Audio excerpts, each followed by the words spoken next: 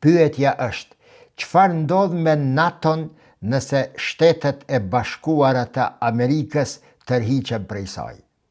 Pyetja vazhdon.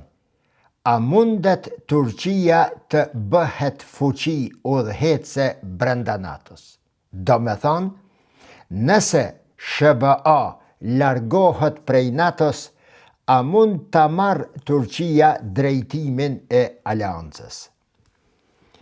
Kjo pyetje nuk është çështje protokolli, e as rregullash, e ligjesh, e konditash brenda NATO-s. Kjo nuk është as vetëm çështje emrash, zyresh apo deklaratash, jo. Në pyetje është çështja e forcës, e gjeografisë, e bërthamave, ngushticave detare, lindjes së mesme, Evropës, Rusisë, detit të zi dhe vetë arkitekturës së sigurisë globale.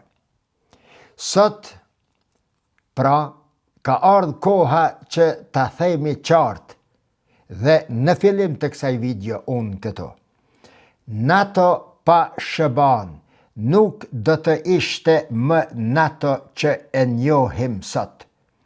Do të ishte një aleancë tjetër, një strukturë tjetër, një rend tjetër global, nisur nga ndryshimi i formatit dhe udhëheqjes së NATO-s.